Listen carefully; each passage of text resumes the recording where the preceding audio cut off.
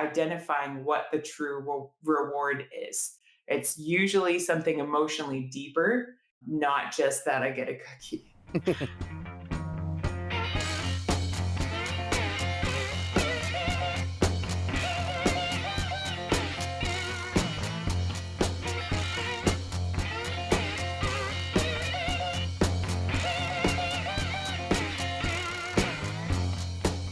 Entrepreneurship is a stressful and quite difficult road for anyone pursuing it. And during stressful times, it's your habits and your discipline that really determine your behavior. So we thought it would be valuable to talk about habits and how to build habits. There's obviously a bunch of resources that we've looked into: Atomic Habits, The Procrastination Equation, and The Power of Habits. All great books and interesting resources to sort of learn about these things. So we're just going to take this discussion through this topic. Hopefully it ends up being something useful and relevant for everyone. I think it's useful and relevant for everyone, but I'm not biased or anything. Excellent. No problems then.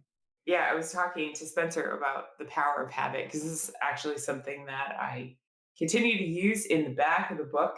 Charles Duhigg, the author of the book, presents his habit loop experiment. So he proposes that the four components of the habit loop are the craving, the cue, the routine, and the reward. So this is his framework for kind of manually diagnosing and shaping habits, if you will.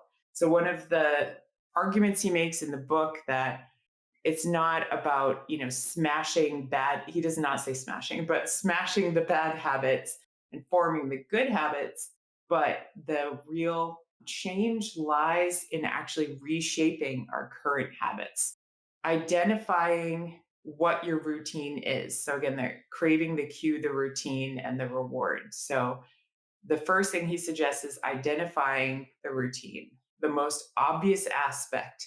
This is the behavior that you want to change. Example that he gives in the book is every day after lunch, I get a little sleepy and I go to the cafeteria and I get a cookie. So the first question is, what is the cue for this routine? So in this example, the cue would be that I get a little sleepy. And then you want to identify the reward, which is the most interesting part because you might be like, oh, the reward is that I have something sweet, or the reward is that I don't feel sleepy anymore. Maybe the walk did it, maybe the cookie did it. But oftentimes the reward is different than what we think it is. This is why he proposes that we should change the routine based on what we think the reward is. Because if you get the same reward, then it might be a reshaping of this habit that you can stick to. So sometimes the reward is something like, well, I always see Susan and I feel so elated when I talk to her, but maybe I don't realize that. I just happen to get this cookie at a particular time and bump into Susan. Or it really is more just that feeling that I get after that conversation. So you could have aligned the reality and your experience. And in my experience, that's often the tricky part is really identifying what the true reward is.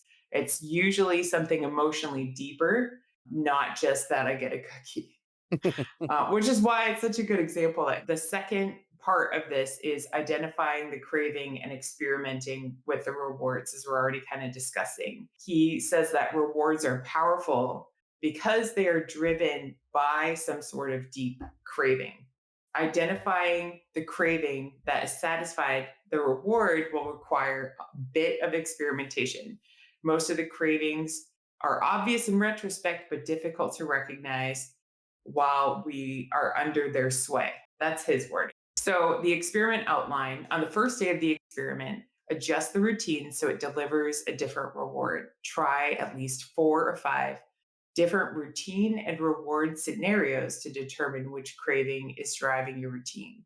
For instance, if you do find yourself having the urge to go get a cookie from the cafeteria and wind up eating it while chatting with friends, you could try the following routine and reward scenarios when the urge strikes next. A, go for a 10-minute walk, eat nothing, and return to the activity you were engaged in. This would satisfy the craving of needing a break. B, go buy an apple from the cafeteria and eat that instead. That would satisfy the craving of hunger. C, go buy coffee and drink that instead. This might satisfy the craving of needing an energy rush. D, go to a friend's desk and chat for 10 minutes. And this may satisfy the craving for companionship. So immediately upon completing the routine, you want to jot down the first three things or words that come to you. Even jotting down just a few words can be powerful. As with later review, your notes can trigger a wave of recollection. This is awareness training. He says to set an alarm for 15 minutes after the completion of the routine and ask yourself if the craving still exists. If yes, continue the experiment. If no, you have identified the craving and a new possible replacement routine for your habit. There's a bit of trial and error in there. So, the awareness training, I think, is what makes it most applicable to a lot more things than just trying to, retrain your eating. I'll just read through the rest of this and then we can discuss it further.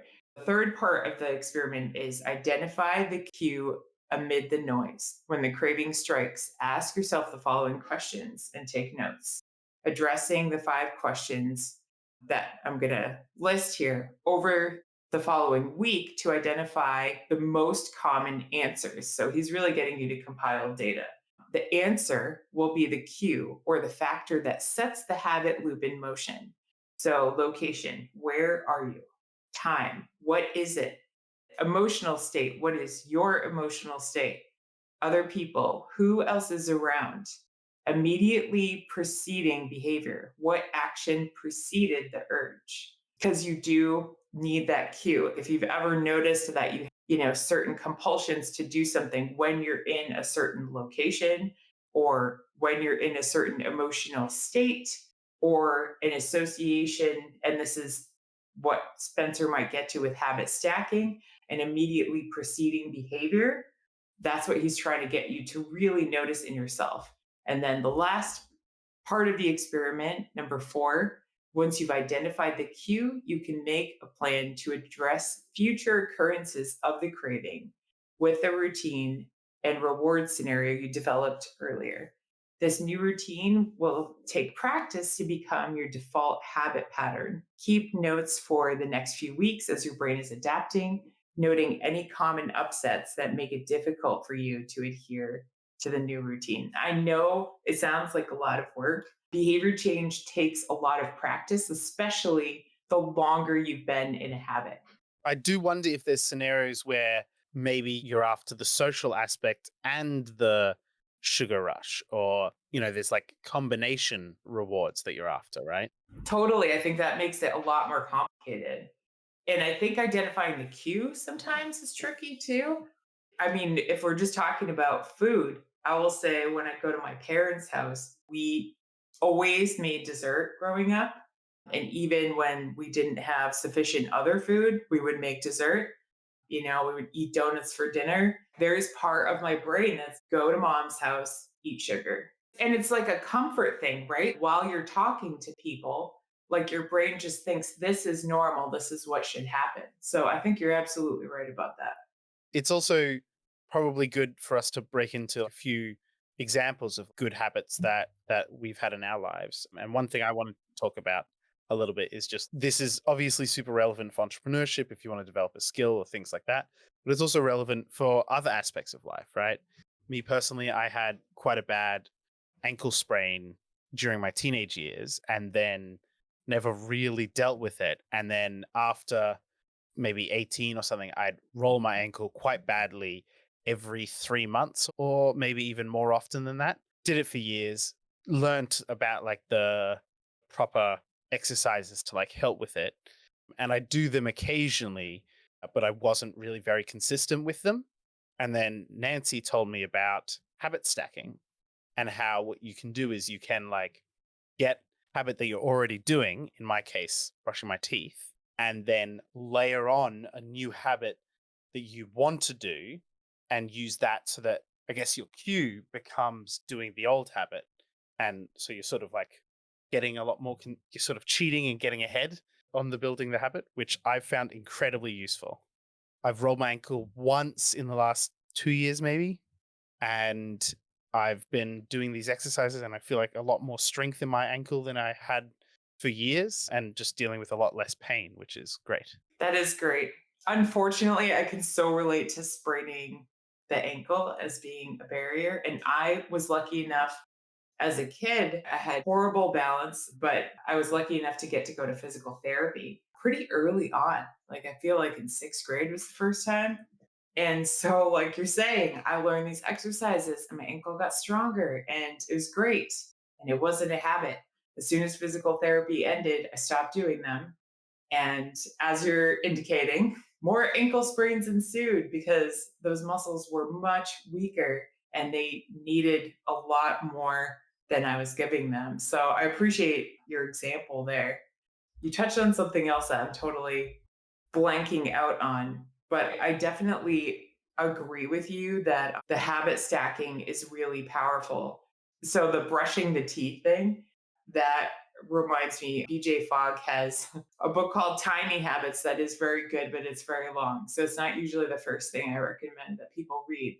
But he does have some interesting habit stacking examples in life. So his was he wanted to do push ups every time he went to the bathroom, he did a push up. And then every time he went to the bathroom, he did two push ups. And so eventually, I mean, I don't know exactly if he was doing the push ups in the bathroom. He never really explained that part, but I don't think so. But he had figured out that worked for him. If you can match it to an activity that you're already doing. So, one that I have that I suggest to other people is that at the end of the day, I usually will go sit in the living room and play with the dog. And that is a really good time for me to foam roll my calves and stretch my ankles because I've been on my feet for most of the day and throw him toys in between. Sometimes, if you've done foam rolling, it hurts a little bit. But then, if you're pairing it with something pleasant, or I have also suggested to people before I had a dog, I would stretch like watching a TV show. If you compare something that you don't want to do so much with something you're already going to do because it's your unwind, you actually get like a hormonal release that would help you relax after you stretch and roll, even though sometimes it hurts a little bit. All of those things together, that plus your relaxing TV show or playing with the dog, if that's your unwind, should help you relax. So I don't know. I feel like habit stacking makes a lot of sense to me in that, but you can do it with an odd pairing. DJ Fogg has proved. Yeah, as long as it works for you, I guess it doesn't matter. It would be strange to go to the your bathroom at home and and find someone halfway through the door doing a bunch of push-ups, but I think I am that person, but yes, it is. Yeah, you're right.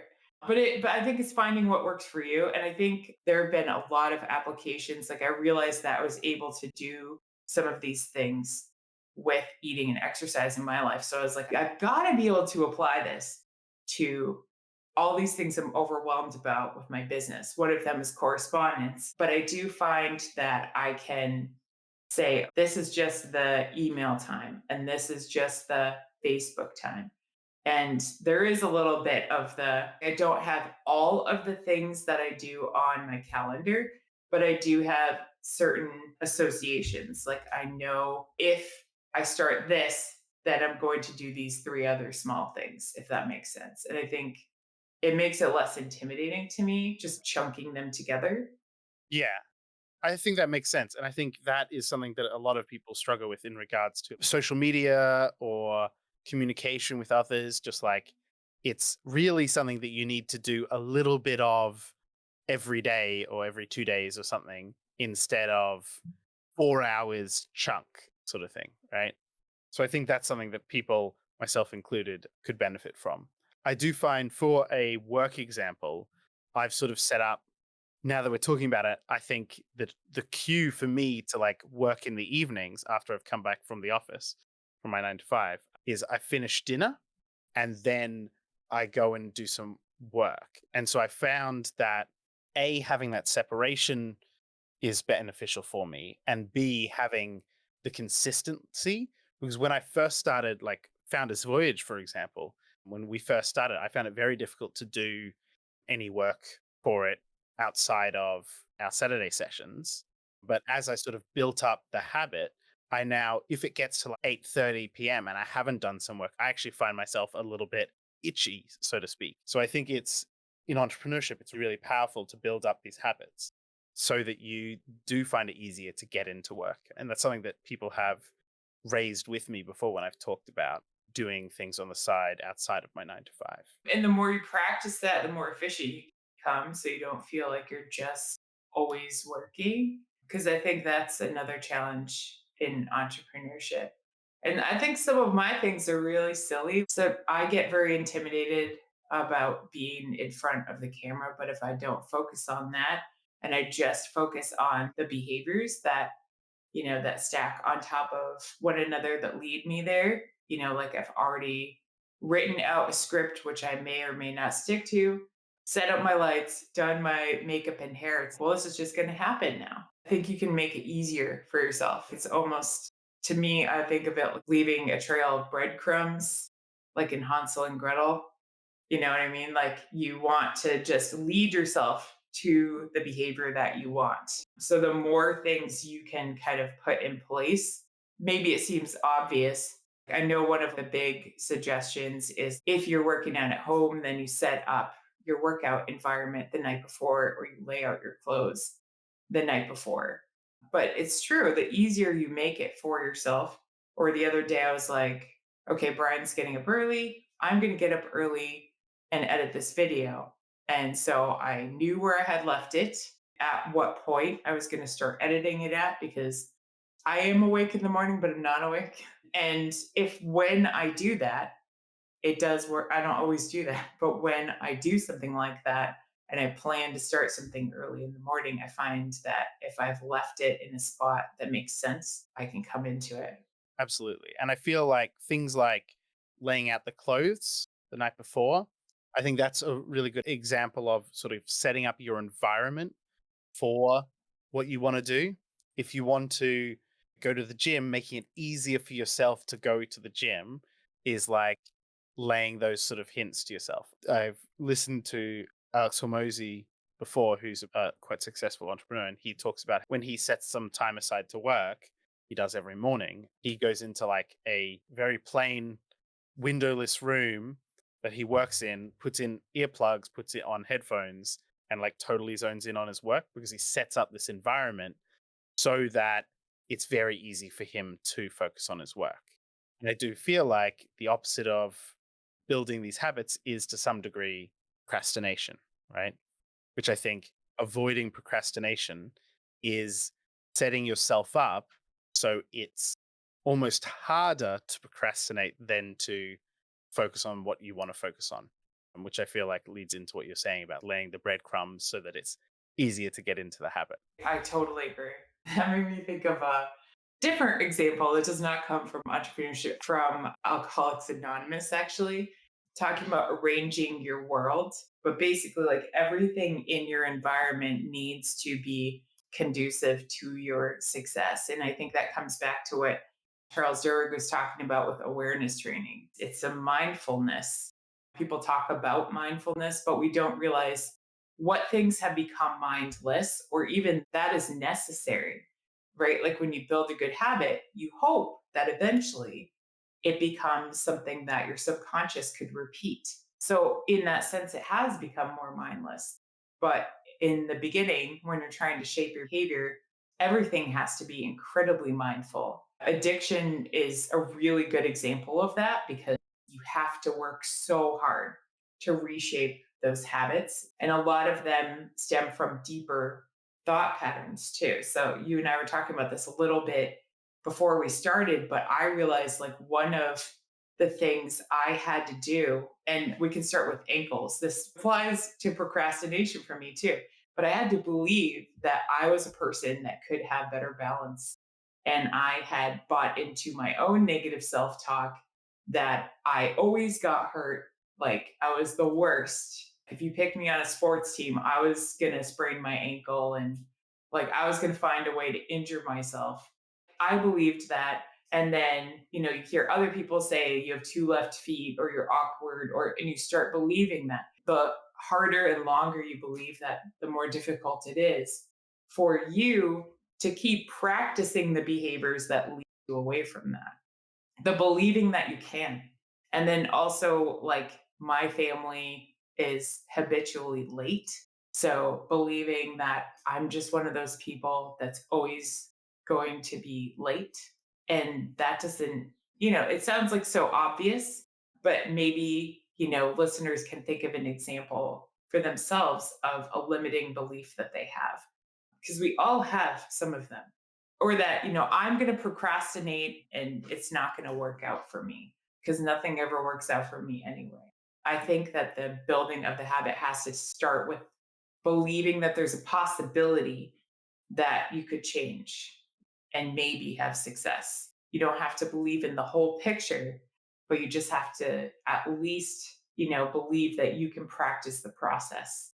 Yeah, absolutely. I think if you don't have the belief in yourself that you can do or you can be the person who does something, whether it's, related to going to the gym, 3 times a week, or not drinking Coke, which I'm now drinking currently, which is not great. But if you don't have the belief that you can be that person, then you'll never put in the effort required to achieve those goals. So there's like a old Chinese Confucius story of you can get crickets that jump and they jump really high. And then if you put them in a jar and put the lid on, then they like hit the jar and they learn to only jump that high. And then you can take the lid off and they won't be able to jump out. Fascinating. Yeah. I don't know if that's at all realistic, but I think the idea of even if the obstacle's been removed, people can still limit themselves by believing that they can't do a certain thing.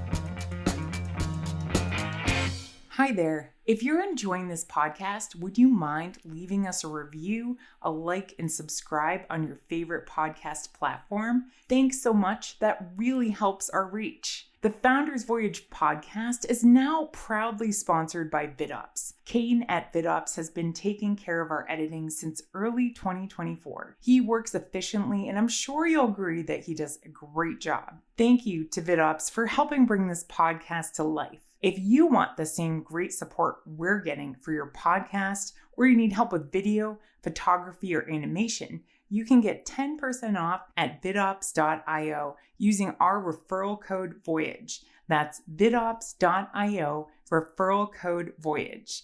Now back to the show.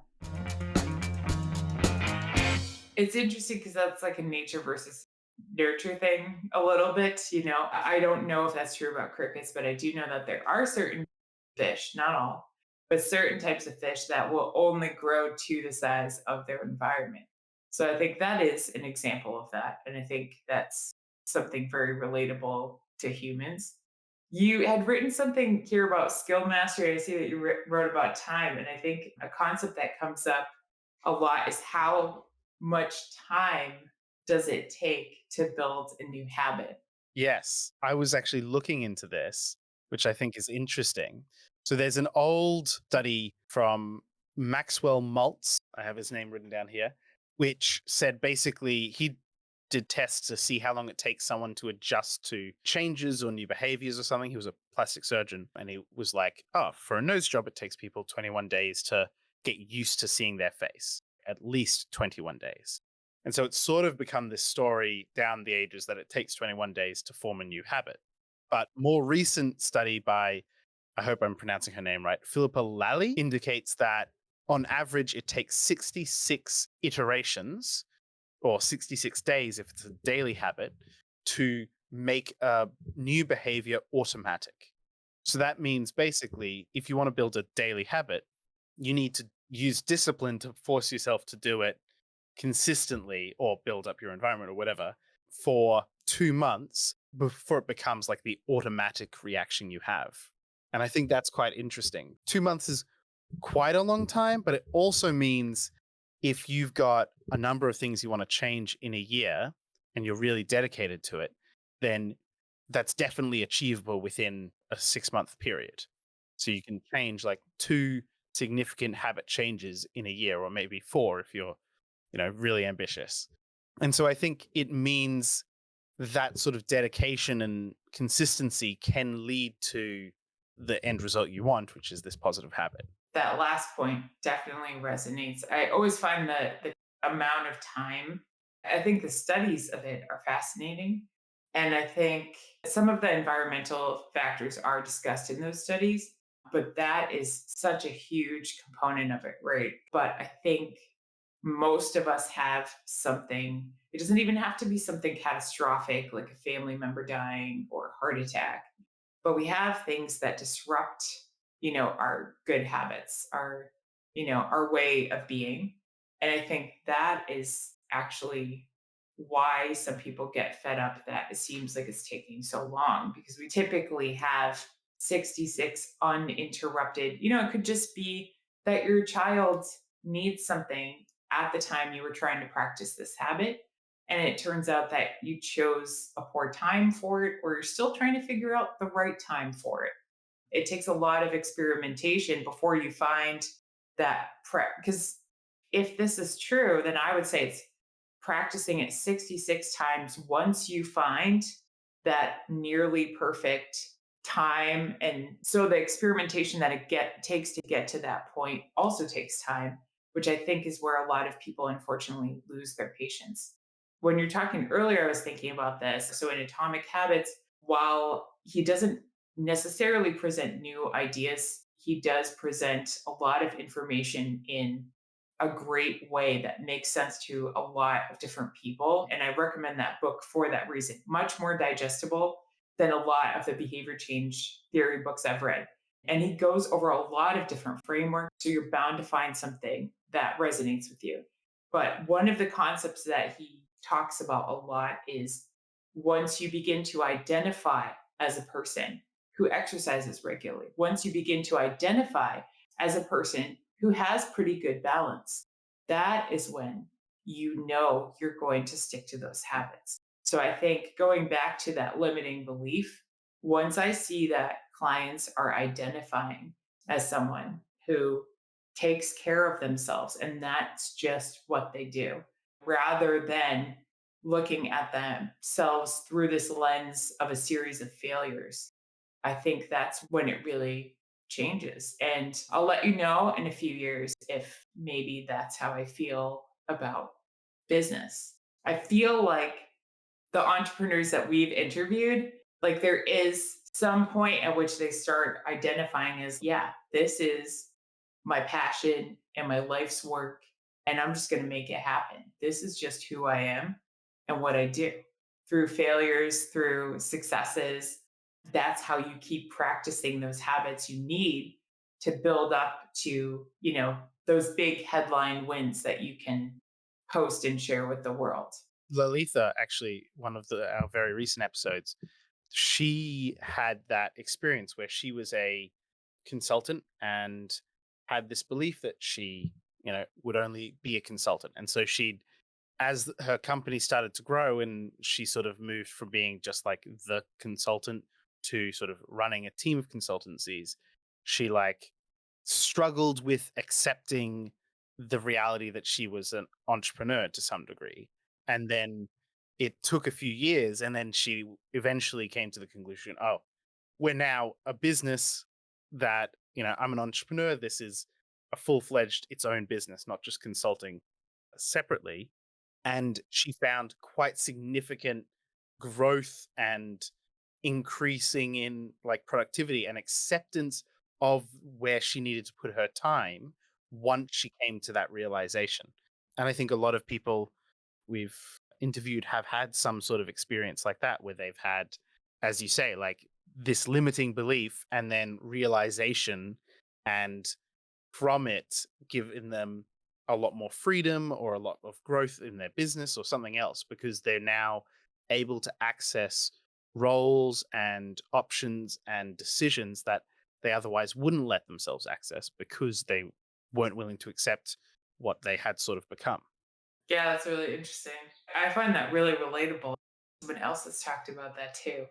I think I always have felt like, oh, I'm really good in the background. I'm really good at facilitating things. Like I can be in the front if you need me to, but like, that's not where I'm qualified, if you will. I've needed to get over some of that myself. I mean, even when we started doing this, I hated the sound of my voice recorded. And I kind of just had to let that go and look deeper, you know? Because like I really enjoyed facilitating people sharing their stories. And I enjoy making, I don't know how exciting we made habit formation for our listening audience today, but I enjoy making that exciting for clients and the process of figuring out and testing what works and what doesn't. And I think, if you have a passion like that, you can figure out like how to get over your limiting beliefs, like how to jump through those hoops. And those are usually the biggest hoops for people to jump through. Not everybody, but the vast majority of the population does not seem to have endless, boundless self confidence. Yeah, absolutely. I think it's actually something that I've also, to some degree, had difficulty with, especially similar to you, like hearing my own voice in the recordings. But as an engineer, sort of associating myself with the certain skills of an engineer instead of, or the certain stereotypes, I suppose is more accurate, of an engineer instead of those of an entrepreneur. And so, to some degree, that's limited me on what I've been able. I totally get where you're coming from there, for sure. And then one other thing that I did want to dig into a little bit is about if you want to master a skill.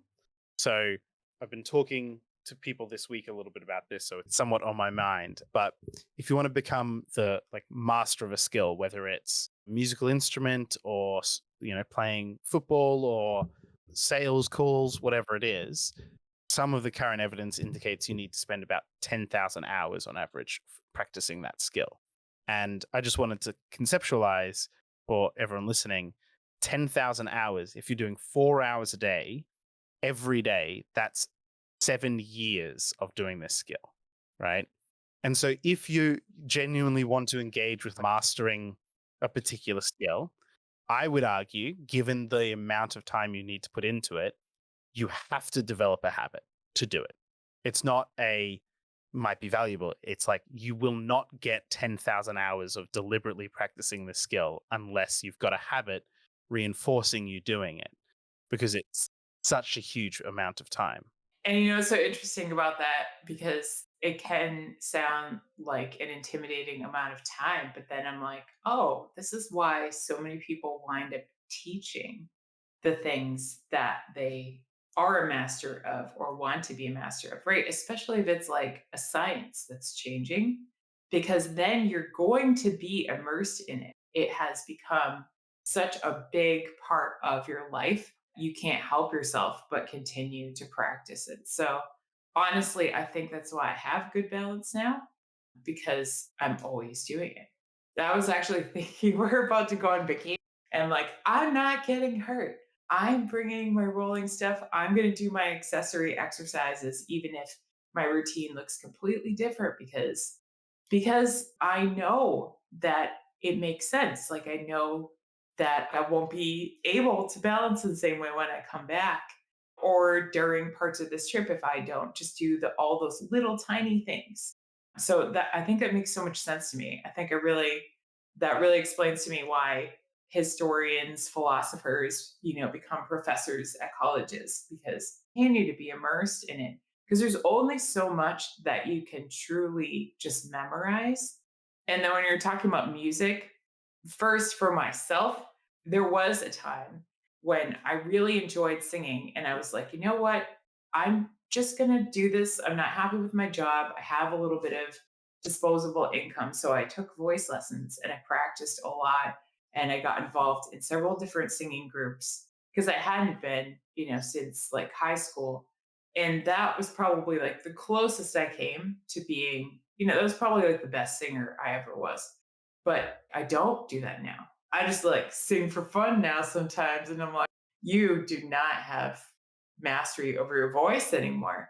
So I think, you can see those like as your passions change, you may fall out of some of those habits. But then I like to use Tony Bennett as an example too of if you have spent enough time mastering something like even with Alzheimer's, he is a much better singer than so many other people out there because he practiced and practiced and he could still do jazz, you know what I mean? And play with the structure of the music, even with Alzheimer's.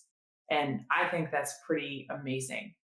That proves to me that it's worth really putting in the time and energy to practice the things that we want to be good at. There is a concert out there that Gaga, I think it was like the last recorded one that he did. And it's really good. It's really cool because, I mean, they have to bring him out on stage, but he knows what he's doing, you know? It's really cool.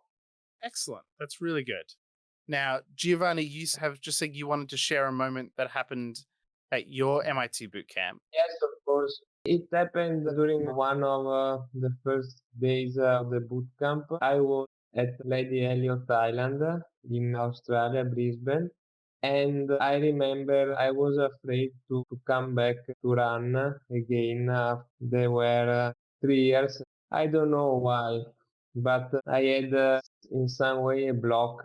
And in that occasion, however, maybe because of the group of people I was with them or the activities, they gave me a sort of springboard. And then I started again to run, and I remember that I really improved because I continue to do. And Awesome. Thank you so much for sharing that. Something we actually haven't touched on yet, but very, very important. The environment in regards to the people that you're around can have such a big impact on your habits. If you're surrounded by people who, are really pushing themselves and growing and have habits that you really like or you understand and can see it, that's probably very motivating for a lot of people to also start or continue on the habits that they're doing. I think that's a really good point, Giovanni. Now, we do have a little bit more time, and I was thinking, Nancy, you might be able to help me because one thing I want to do is start to post a little bit more on social media from an engineer's perspective. How do you think I could use the habit loop to sort of develop that as a new habit if you're comfortable doing this? So I think the habit loop is more about reshaping a habit. So I think I would ask you first, like, do you feel like you are posting and it's just not frequent enough, or you're not happy with the content? Like, what would you identify as like the problem? Well, I would say one thing is I spend too much time, in my opinion, currently scrolling social media and maybe not always in a useful vein, right? Like dumb videos on Instagram or something. And so that would be a habit that I sort of want to reduce. And then I think engaging more with posting and putting forward, I think if there's a way to like utilize that time in a constructive way, that would be something that I'd be thinking of. At the moment, in regards to what I'm posting, I'm just very rarely posting online. So maybe it would be better for me to try and approach like habit stacking for starting that habit, do you think? Possibly. Yeah. Because if you're talking about reshaping your habit of scrolling, doing some experimenting to figure out what the reward is would be helpful. Figuring that out. I'll say for myself, I was not on social media a ton because I found it really overwhelming. I still feel that way about TikTok. I've had the most success with Instagram shaping my algorithm so that it inspires me. And that has helped me a lot because I look at it, I do see, you could look at it as wasting time, right? But I see people creatively posting things about animals or exercise, things that make me smile and laugh. And then I have so many accounts that I follow basically because they just have inspiring messages on a regular basis. Some people do it with art. Some people, it's just, them talking. Some people, share other people's quotes like I do. And it just depends. But I found that reshaping my algorithm made me feel differently about social media, which in turn helped me be on there enough to post and interact with people and not have a dislike of it. So I think for me, that was like reshaping how it made me feel. So it kind of depends on how you look at it. If you're looking at building a new habit, I think you're right. I think if you tell yourself that you're going to do just a little bit of writing each day, and this is actually the writer of Atomic Habits said that's how he wrote that book and how he continues to write. And he thinks about that not everything is going to be seen, but he just has a time of day where he does a little bit of writing. And then the other thing that could help you become a better writer is having a time of day when you do a little bit of reading. I think both of those things make it feel easier. But I have noticed, how people say you're kind of like a of five people you spend the most time with. I do find that if I watch enough of, a certain speaker, comedian, or read enough of a certain author, there is part of me that's kind of drawn to how they look at the world. And while you don't want to be copying and plagiarizing like someone's style, I think it can help expand our lens. So, yeah, I don't know if reshaping your algorithm might inspire you, looking at more writing that you want to not be just like, but that inspires you to think. That might be one way to look at it. Yeah, that's a good point. Thank you very much. This reminded me of I have a lot of interesting stuff on my algorithms at the moment, but I also have a bit of drama stuff that I probably am not really getting any benefit from, but I think has a lot of like addictive quality in listening to it. And then I recalled that I had a look at my mother's Instagram at one point, and it is entirely cute animal videos. As far as she is aware, Instagram is me, my sister, and cute animal videos. I totally think we should stay, on top of current world issues. But I do think that we're in an age of so many just micro pieces of information coming at us that unless we do have some focus for, what and why we're using these things, it can be really overwhelming. And yeah, it can kind of just lead us nowhere. And that can be super frustrating. I know some people just put a time limit on their Instagram or TikTok usage because they actually find that they unwind by just looking at whatever random thing. So I think there's a lot of different ways to look at it. I'm not going to cultivating positivity greatly helped me build a better relationship with social media. That's good. I think there's massive impacts from having positive mindset, positive environment, and mindset. Now, we are about 5 minutes to the hour. And so I thought it would be good for us to sort of wrap up with a few of the key takeaways from this point. So, one key takeaway is for any ambition, if it's professional or personal, it's important to deliberately set out the habits you want to cultivate. If you want to see a significant, meaningful change in your life in some way, whether, as I said, personal or professional, it needs to be something that you are active in setting out how you see that change because it's so much easier to not do anything and to not change. I think that's something that needs to be understood, really. Then I think another key takeaway is what we said about Philippa Lally, her study, which showed that it takes about 66 days on average to form a daily habit. So you do have to be patient in forming the habit. And that's after you have the perfect routine. So experiment to find your perfect routine.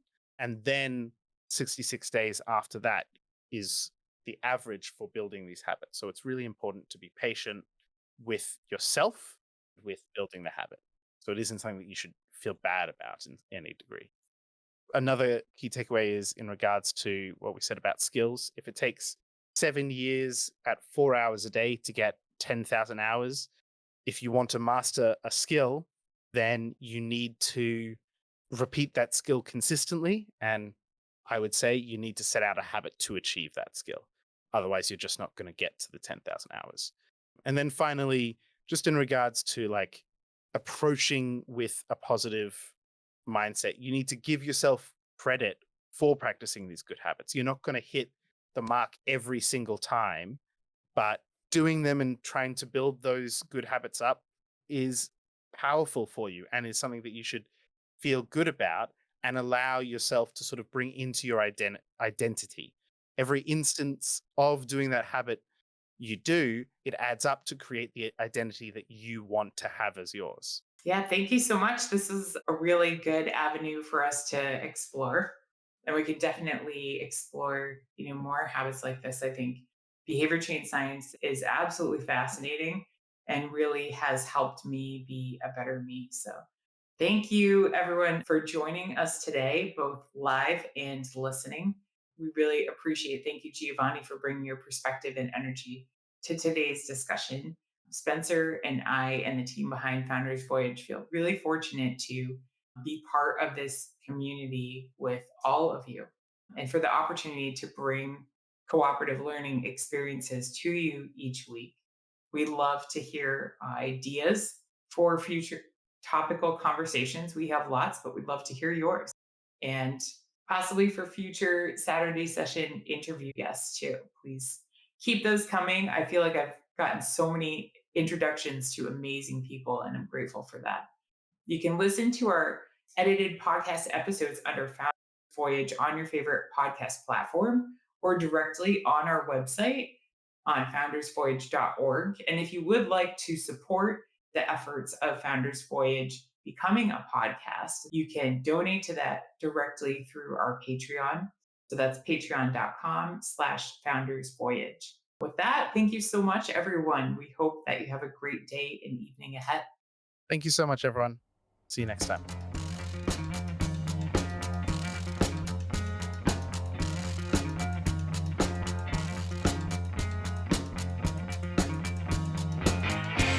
You've just finished another episode of Founders Voyage, the podcast for entrepreneurs by entrepreneurs. The team at Founders Voyage wants to thank you from the bottom of our hearts. We hope you enjoyed your time with us, and if so, please share this with someone else who might enjoy this podcast. You can also support us by leaving a review on Apple Podcasts and Spotify, and by donating to our Patreon. Outro music today is Something for Nothing by Reverend Peyton's Big Damn Band.